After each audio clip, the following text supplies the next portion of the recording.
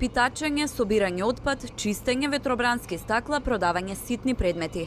Работата на улица е најзастапена форма на злоупотреба на детскиот труд во Македонија. Наместо во училиште, детството го поминуваат на улица, барајќи екзистенција. Само во Скопје има околу 300 деца кои работат на улица, а најголемиот број од нив се роми. Колку годинки имаш ти? 4?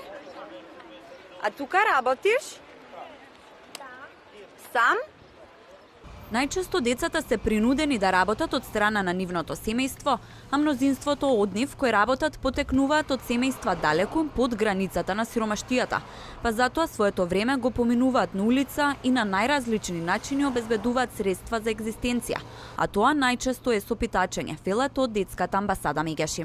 Најголемиот број на деца на улица се принудени и злоупотребени од страна на родителите. Тоа се е едно од, мислам, несоодветно го кршат своето родителско право, ги експлоатираат своите деца, представува не грижа за детето и тоа е казниво со закон.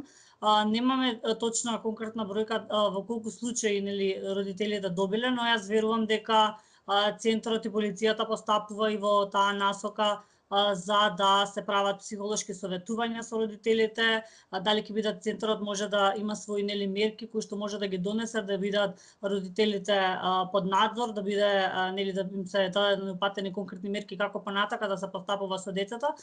Акцентот треба да се стави на образованието на овие деца за во иднина да се искорени овој проблем, велат од детската амбасада.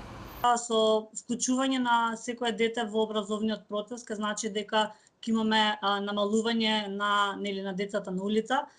Генерално треба да им се обезбеди квалитетен наставен кадар, да се спроведат законите, да имаме едукација во правец на почитување на меѓународните стандарди.